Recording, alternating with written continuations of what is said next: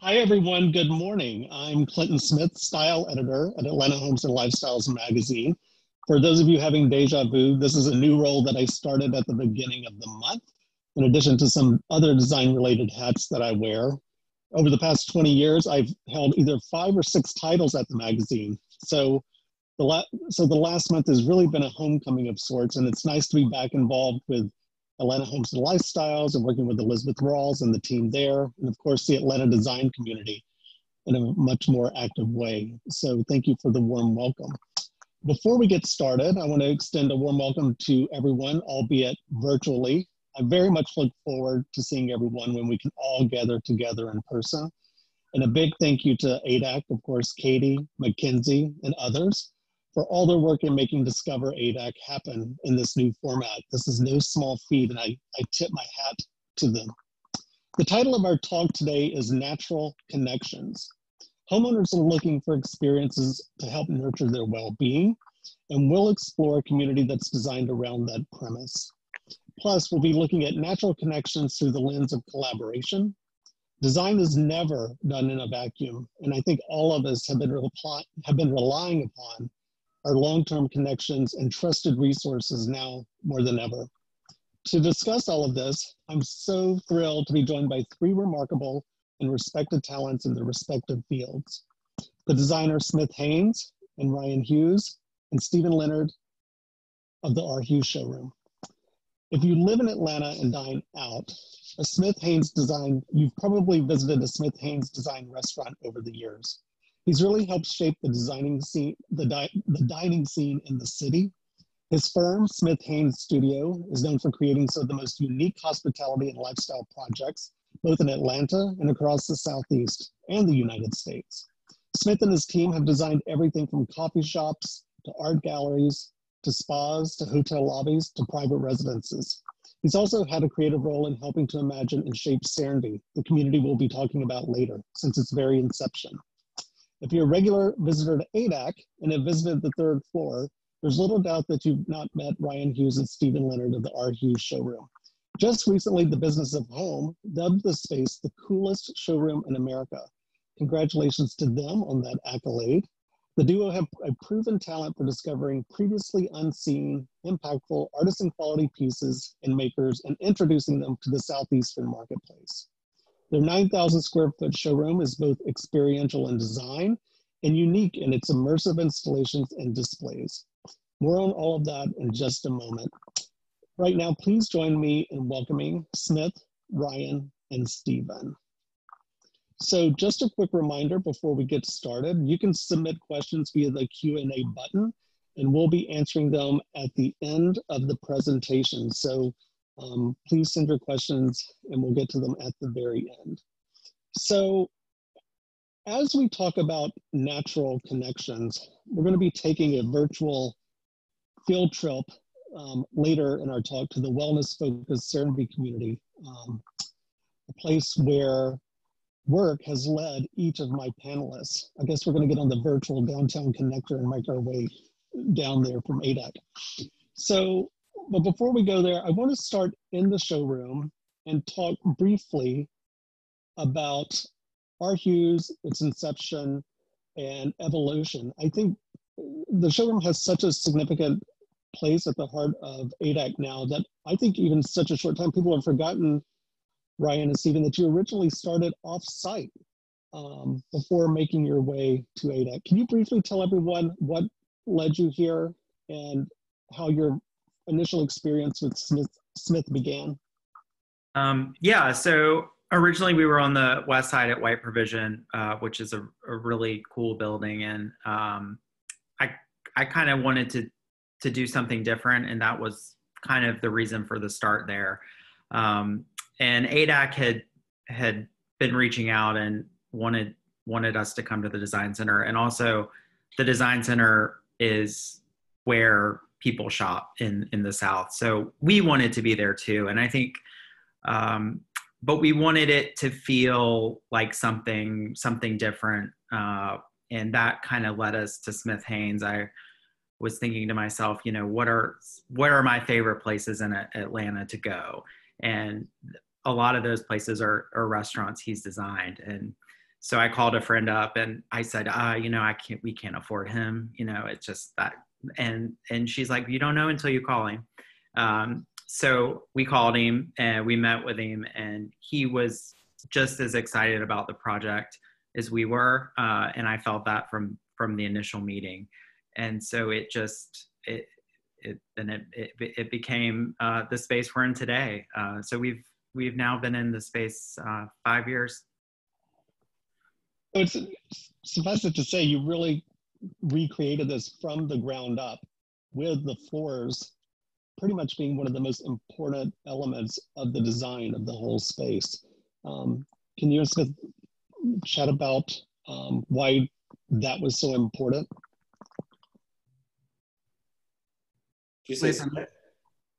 Clint, I'm not sure I understood the question.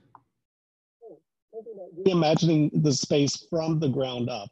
Oh, yeah. Those beautiful wood floors are really sort of the centerpiece and anchor, and there's an authenticity to all of the materials throughout this space. And wondering if each of you could kind of touch on that.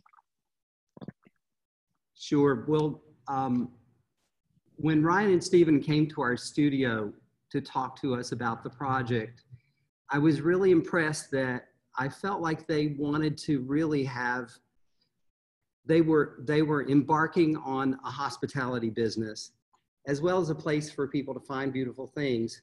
But they were really studying the best in hospitality as they were conceiving this room.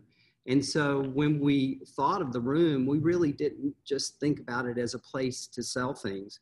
We thought about it as a place for people to hear great music, see beautiful things that they had never seen before.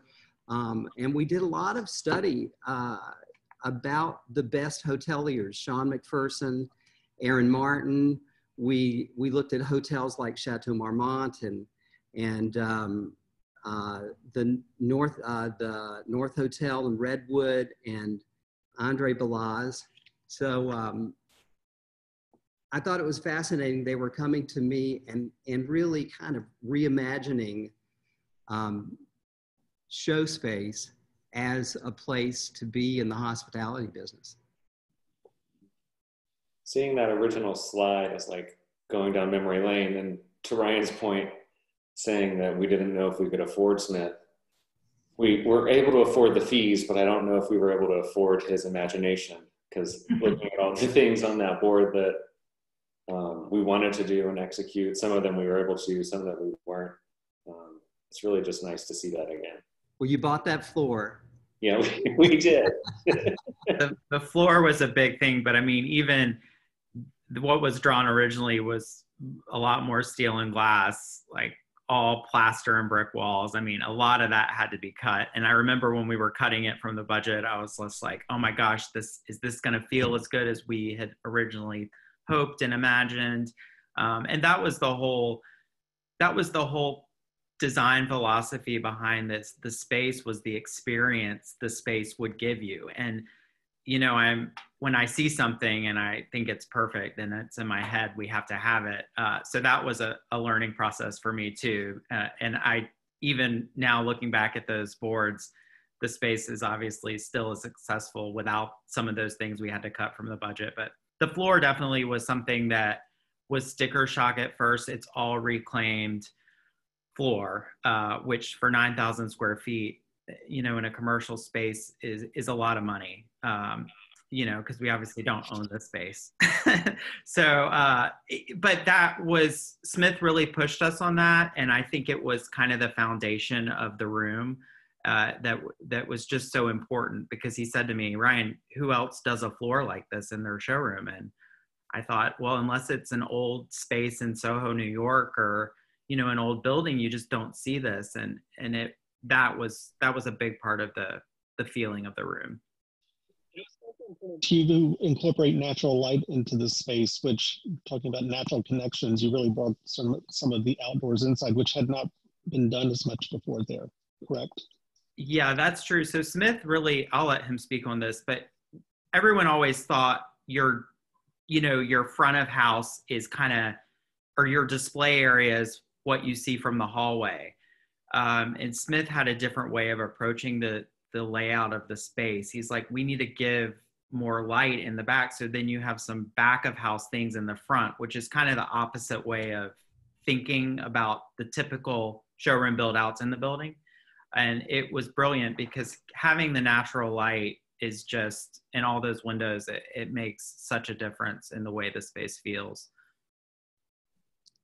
Yeah, you know, Clint, Stephen and Ryan really understood that most showrooms at that point had not taken advantage of all the natural light that's available from the outside of the building. Most people had built their offices against the natural light, and to create the drama of seeing their goods lit with spotlights and such.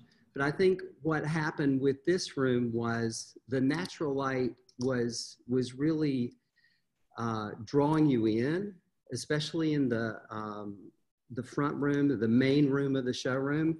And then they created these amazing dark rooms. So there's one very light room and there are two very dark rooms. And I always think of this as the balance of the masculine and the feminine. But so you walk into all of this brilliant light, and then you walk into the two rooms on the left and the right, and it's completely dark. So I think the balance of those two really brings a lot of energy to the showroom and a lot of sophistication as well. And we also asked Smith to give us a canvas to do what we do, to sell furniture. And just looking at all of these pictures, there's so many different canvases in the showroom that he afforded us to be able to do our own photography, brand our company, and make it consistent throughout. We photograph everything on our website. So the floor has really become part of our brand, and we would not have had that without Smith. And I think too, we wanted the backdrop to be a sustainable backdrop that felt timeless. That way, you know, I'm looking at some of these photos that are, you know, 5 years old, and the foundation of the space still looks just as current today as it did 5 years ago, even though the furniture and the collections we sell and the product we sell is always changing. So that was really important too. It's like the perfect marriage of form and function. So heading down south of Atlanta for a little bit, we're going to go to Serenbe. And if you've not been there, this is an amazing community just south of the airport where they take really a 360-degree holistic approach to living. And as I mentioned earlier, your work has taken each of you there for one reason or the other. Smith, you've been involved creatively with this community since the very beginning. Can you give us a background on how it came to be and how it's now synonymous with wellness and nature and how it's continuing to evolve? Sure. So I believe it was 2005. Our friends, Steve and Marie Nygren, sold their business. He had quite a successful restaurant group called the Peasant Group in Atlanta.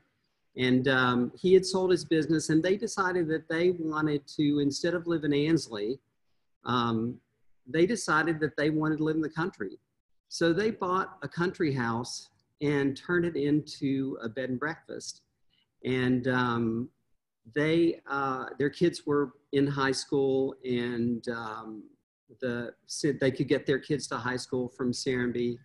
And so Elisa and I would actually sit their bed and breakfast on weekends when they wanted to go away, maybe 4 times a year or something. But so Steve was an avid runner, and he used to run through the woods all the time at Serenbe. And I remember him saying that all of the people that have come to the bed and breakfast and love Serenbe as a bed and breakfast, it seems like people are starting to buy land around me. And so he took action, as Steve always does, and he decided that he would get some partners and they would buy a large tract of land and basically develop in a new way, in a sustainable way, in a way that was more green than we had ever seen back then. And he engaged Lou Oliver and Phil Tabb and Robert Rouse, three really brilliant men. Lou Oliver was doing buildings, and Phil Tabb was planning the community. He's a specialist in sacred geometry. And so Phil was actually laying out the land to speak with the heavens. And Robert Rouse was he's a photographer, but he's an amazing creative. And he created some of the most wonderful, odd elements of the community. He did those initial street lamps that were made of bronze with the arms that come out and they have little twinkle lights on them. And then Steve asked me to come on and help him create the Blue-Eyed Daisy, which was in the first hamlet. Steve decided that they would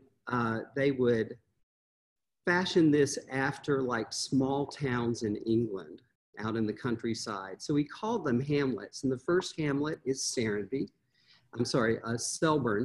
And so you're looking at a picture of the Blue-Eyed Daisy Bake Shop in the center of Selburn.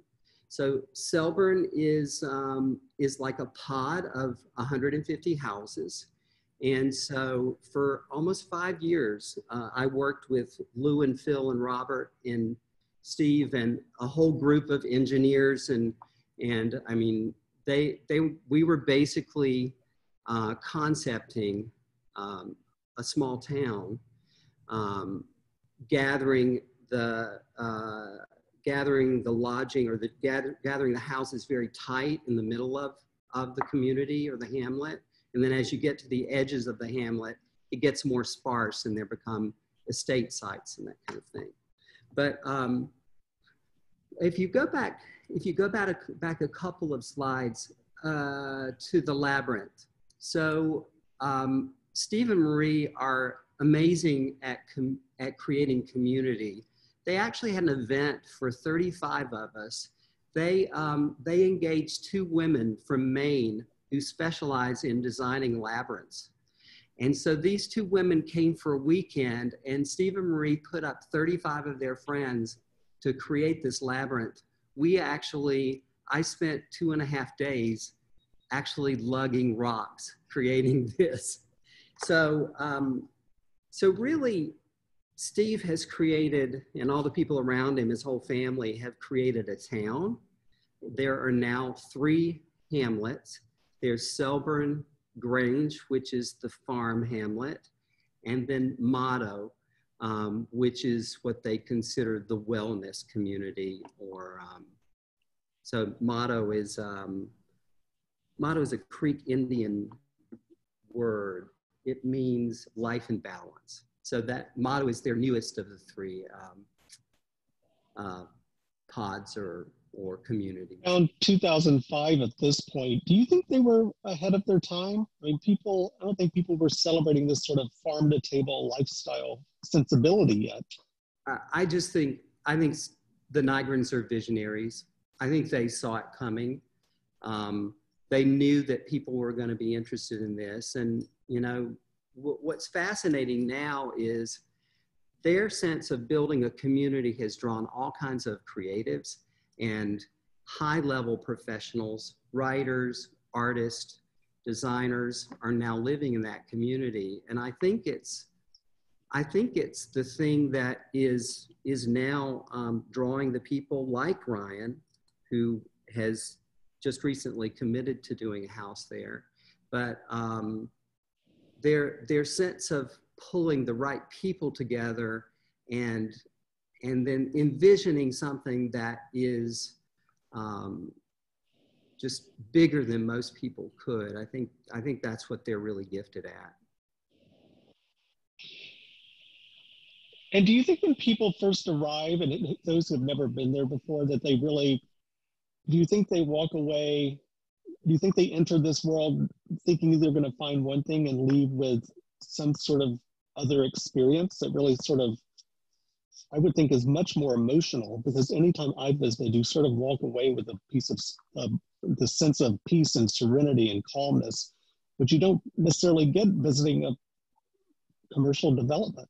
Yeah, you know, this past weekend, we were looking at a job up at Maggie Valley, North Carolina. It's a remodel of a place called Cataloochee Ranch. And it was, we stayed overnight at a place called The Swag, and just to have the kind of quiet and dark that you get out in the woods.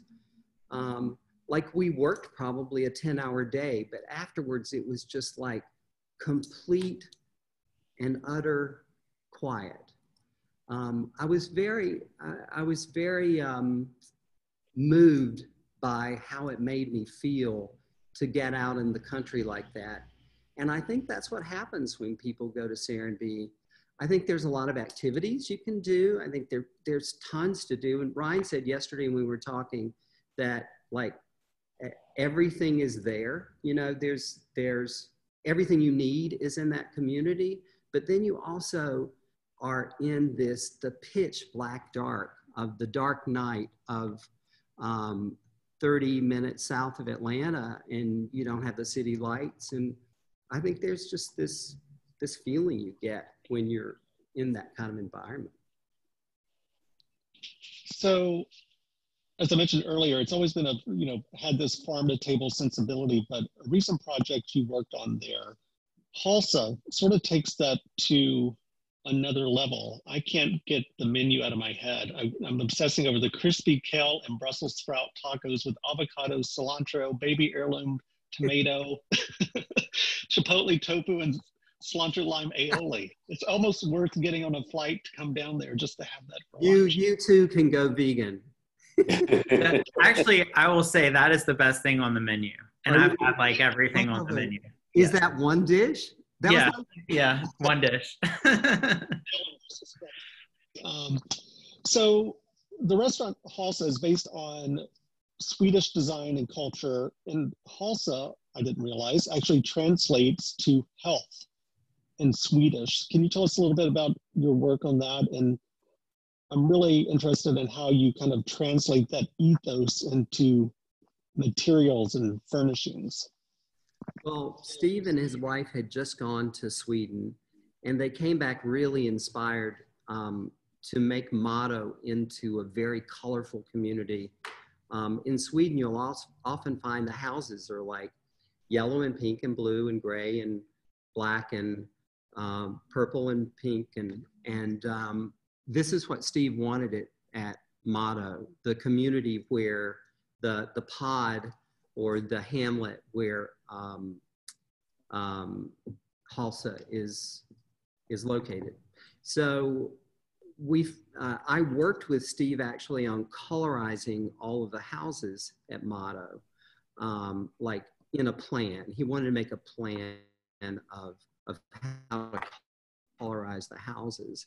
And so at the same time, he felt like the core of the neighborhood had to have a place that everybody could go and have a meal. And they called it Halsa, and the client always has a directive. And this one was, we just want it to be quiet and very, and spare. Like just a spare, modern, but not too modern eatery that people can have breakfast and lunch and dinner at. So when we started designing this, we decided it would be a very monochromatic palette, a lot of natural materials, like the ceiling is natural wood, the concrete, and then all the walls are this kind of blush. It looks very pink in this photograph, but it's just that blush color. And we have a brilliant man who actually worked on Ryan's showroom as well, Tommy Taylor, Will Wallace and Daniel Biddy, who did the plaster in this project. And their company name is Super Delicious Walls. But so he did this beautiful plaster technique, and the pattern is actually in plaster as well. So if the decorative pattern over near the seating, so if you happen to chip the wall, the color goes all the way through the wall. So that's not a mural, it's actually plaster on the wall creating the pattern. Well, plaster has such an amazing tactile quality. I'm sure people are just kind of caressing it all the time. It's so cool to the touch. Acoustically, it's good too. It has some good acoustic qualities to it. What are those, I guess, acoustic quote tiles above the service area? Well, actually, that's wood. That's wood in a decorative pattern.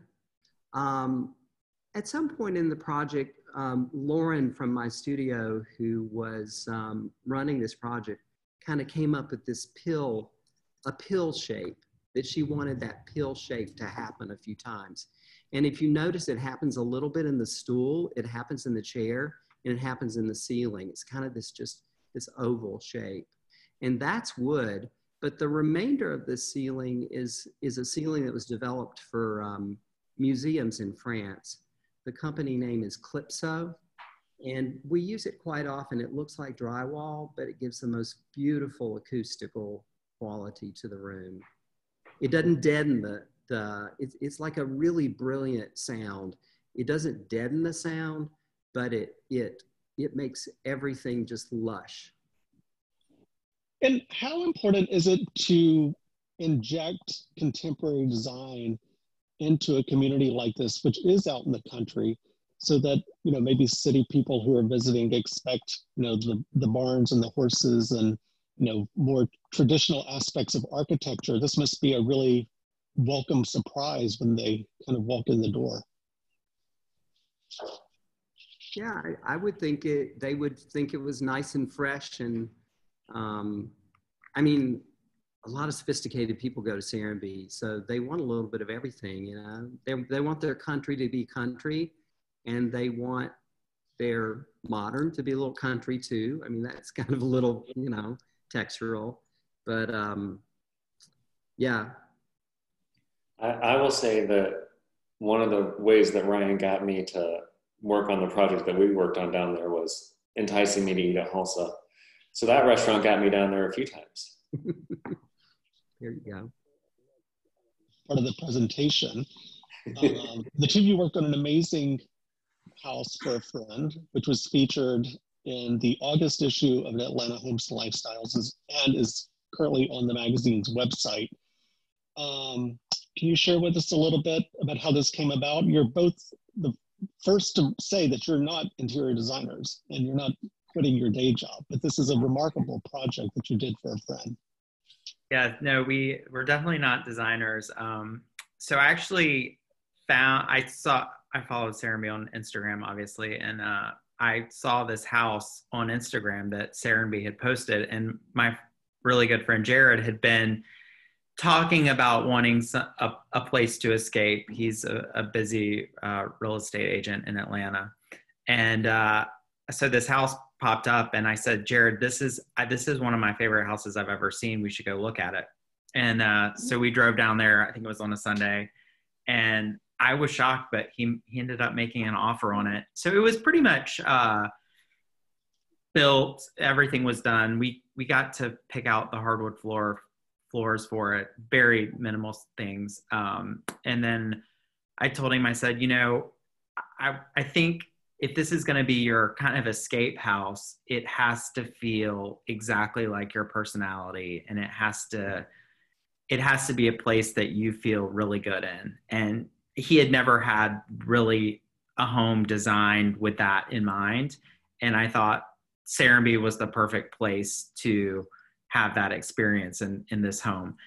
And so I told him, I said, Stephen and I will help you do this, but you have to just let us do exactly what we want to do. You give us a budget, and I mean, obviously you have to approve what we're putting in it, but you kind of have to let us go with it.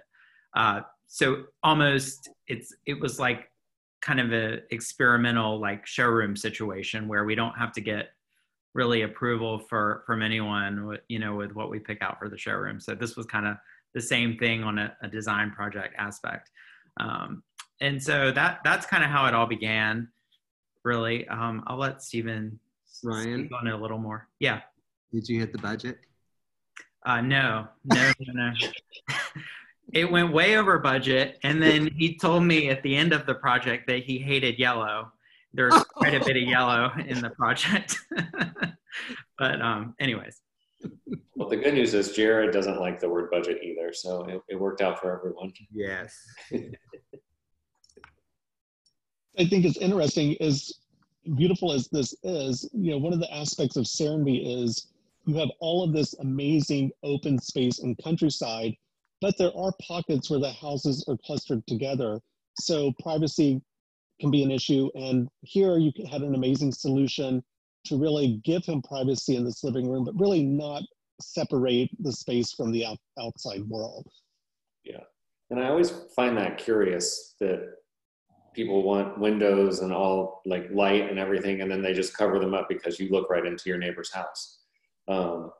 So we wanted to figure out how we could balance this large room. So we decided to drape both sides with this pretty, I think it's a rosing sheer. Is that right? Yeah. Yeah. And then each side has, I think, 4 panels. So you could slide all of them to one side. You could split them down the middle. We kind of divide them into 3 sections just to kind of leave the windows open. And then it also gave us an opportunity for the little dining nook to give that a little bit more intimacy. I don't know if you can see it in these pictures. And then being white too, they kind of went away, left it nice and airy. I think it was really successful. Yeah, and this home, feeling to them. Yeah, this home's in Motto actually, and it sits on Anders Garden. It's the Anders Garden cottages. So you have this, even though the homes are close together, you have this beautiful garden in the whole, running through the center of all these homes, which is also a gathering space, which is a big part of Serenbe. So yeah, for the shears, it was like you want to be able to experience being on the garden. You need privacy. So it lets the light in. It gives you privacy. So yeah, I think it was the perfect solution, because Jared was a little hesitant about it. But I said, if we cover these windows with wood blinds or, Roman shades, you're going to lose having that all day experience with the light and the views of the garden. So I think it turned out really well. And then we found this vintage table that we were actually going to use as a center table when you walk in the front door. It's to the right of the fireplace. But Jared he found a new love for plants and everything living in this location. So he wanted to have an area where he could have a lot of his plants inside. So we ended up just making that table kind of a planting table, which I think it turned out pretty nice, and it brings the green inside the home too. What was your philosophy on mixing old and new in the vintage, and any of his personal effects as well? Yeah, Jared's personality is pretty eclectic. I know that's kind of a weird word, but yeah, I think, going back to the living room, I mean, that coffee table we found at Decades on Cheshire Bridge, I think it was like $300. And then we mixed it with a Christian Lieg side table. So I liked experimenting with that. I think a lot of times people look at the showroom as everything is, a certain look or a certain level. And so this was also kind of an experiment where we could play with using some things that people probably wouldn't typically place in this kind of interior. So we had fun doing that. And then, yeah, we did get quite a few vintage pieces. That's a vintage velvet chair. The sofa's new from Dixon Rye. So yeah, but like the bar stools are from the showroom. So I think there's a lot of bad and cheap bar stools on the market. So this was something that I thought was important to spend money on. So yeah, we kind of did a little bit of high-low with the design. Ryan, does that living room have light from 3 sides? 2 sides. 2. Yeah. Well, no, the breakfast nook on the back, which you can't see a picture of that. So technically, yeah, 3 sides. Yeah. There's something really magical about a room that actually has light from either left and right, both sides, or 3 sides. Yeah, the natural light in his home is You can feel the sun. You can feel the sun going through the sky from inside the house, for sure. Yeah. And then tell us a little bit about the transition to the private quarters where the spaces get more intimate, the palette shifts, it's much cozier. Yeah, that's kind of going back to how the showroom was designed. I like kind of a bright and a dark experience in a house. And I think both of the bedrooms are darker. I think it gives you a very cozy experience with the darker colors and the richer, textures on the floor. And then having the all white sheer living room. I think the 2 experiences are really nice in this house. And that can be a little difficult to do. I mean, this house is probably 1,400 square feet, if that. So you also it can't feel too disconnected from the rest of the house, but the layout of this was nice because it kind of has this hallway down the back of it with the 2 bedrooms. So it's the space is well laid out to achieve these 2 experiences. And I think what made it fun for us too was Ryan and I are always shopping like furnishings and stuff. If we could have 10 houses and furnish all of our houses, that would be like a dream come true. So we've always loved this schoolhouse bed. So just being able to order that for Jared and then figure out the best way to show that off with that like dark green walls. It was just a lot of fun. Yeah, and then I decided that I wanted this bed for myself, and they don't make it anymore in that color. So it's valuable.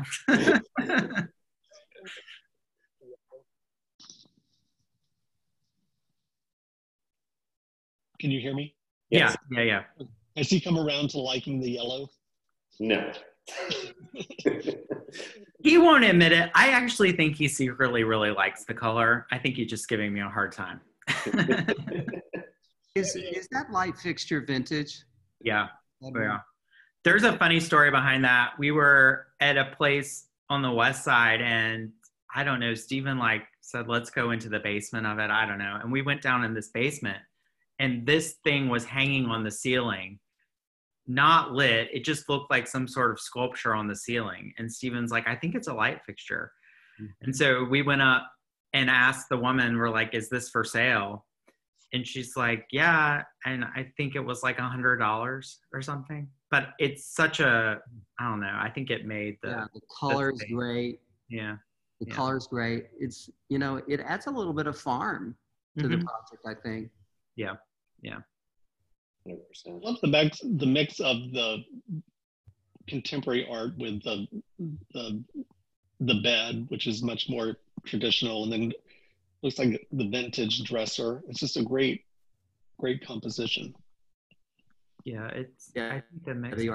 The art's beautiful.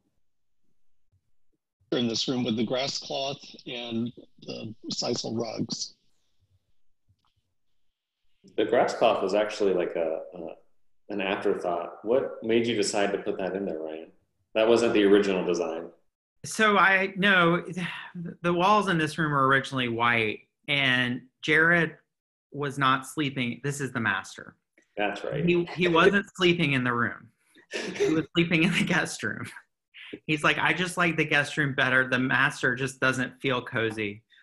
And so I was like thinking to myself, I was like, well, the guest room has the dark walls. And I realized, I was like, I think that mood kind of brings that feeling that he wants, that he's drawn to for a bedroom. So we found this grass cloth from Philip Jeffries, and he didn't really like how much it cost, but I was like, I think you will start using the master if we put this on the walls. So that's what we did. And now he uses the master.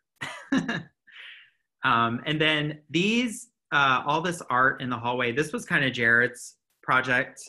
He had started finding all these portraits of women on Etsy, at antique stores. And he kind of, this was like he had so much fun doing this. He went and took each one to be framed with a different frame. And so we had this idea to put all of these in this hallway, which is kind of speaks to his collection and kind of his idea for the home too.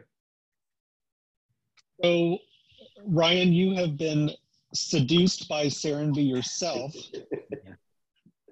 and will be making the move there. The magical pull has drawn you in as well, and you're going to be collaborating with Smith again on a very personal project. Yeah, so it's a similar story. There was, during quarantine, there was a spec home about to be built that caught my eye. And so I had a little bit of peer pressure. I have some friends, Jared, and I have a few other friends that have homes in Serenbe. And so, yeah, I decided that, but the floor plan wasn't quite where it needed to be. So I engaged Smith, we started talking, he started drawing on it. Then the spec home becomes some sort of like semi-custom home that the builder probably regrets ever letting me put a contract on. And so, yeah, it's been fun. And I've also worked with Mr. and Mrs. Sharp, they live in Serenbe. They're designers there too. So they've helped me on the project too.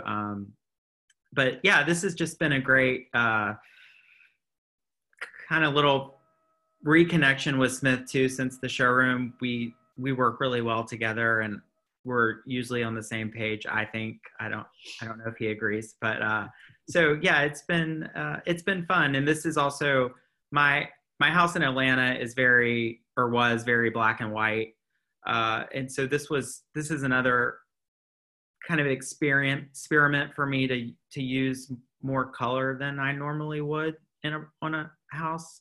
So yeah, it's been fun. But this is just what you see in this photo is just kind of the board of some of the things that we've picked out, and yeah, the color story. So we can plan our visit, the open house, and lunch at Halsa. Yeah, perfect. You see that plaster samples back on the table. Yeah. We don't have the quote back yet for the plaster. We'll see. I wanted to wrap up because for those of you who have not been to Serenbe, Atlanta Homes and Lifestyles is sponsoring the Serenbe Designer Show House, which is currently open as we speak through October 4th. All of the details are on serenbeshowhouse.com. The magazine has put together an amazing group of designers. So if you're in the area or not in the area and want a field trip, it's really a great opportunity to go see the community and explore all the things that we've been talking about that resonates with so many people, especially in these times.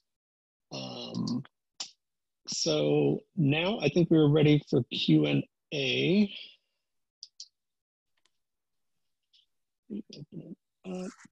Clint, did you happen to see the Serenbe communities giving away 2 pairs of tickets to their show house? Did you mention that? That confirmation. Yeah, we just read that in the chat. Oh, I see. They've just given them away, I believe. Okay, they've given them away. Sorry, all you guys. Smith, have you thought about getting a home in Serenbe? I have it at times. Right now, we're good in Atlanta. It's we're quarantining. This is alluding to my reference to Jared not liking the yellow, but I think it applies. Smith, you could chime in on this too. how do you convince a client to live with a color they don't like? Or is that really possible? Well, we can see it's possible. And we can also see what happens when the bedroom's too white. You end up later. Yeah. I don't know that I don't know that we have clients that are really that rigid. I think they're always looking for something to expand their world, you know? Yeah, and I think when someone says they don't like a color, it could also mean that they never thought about using the color. Yeah. So I think for Jared, it was more like, oh, well, that wouldn't have been my first choice kind of thing, you know?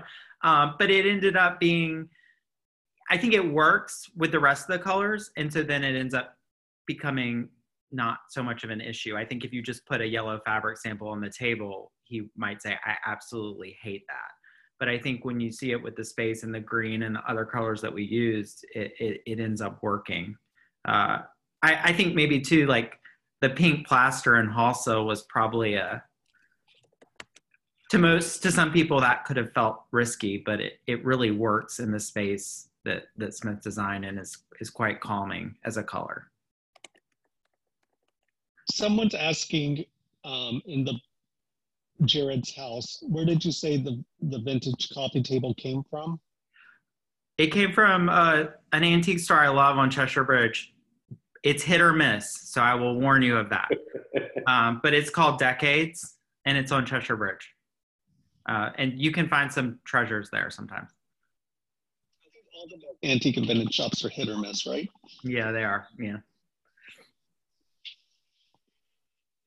All right, I don't think we have, wait, one more. Nope, I think we are done. So guys, Smith, Stephen, Ryan, thank you so much for doing this today and sharing your expertise and your inspiration and the stories of your collaboration. Ryan, good luck with your house. And thanks to everyone for joining us today in this new format. And if you get a chance, as I mentioned, check out the Serenbe Show House. And I, speaking on behalf of everyone, I think, look forward to seeing everyone again soon in the flesh, in person, when we can. So until then, take care and talk to you soon. Thank you. Okay. Thanks, Glenn. Bye. Thanks, Ryan, Stephen.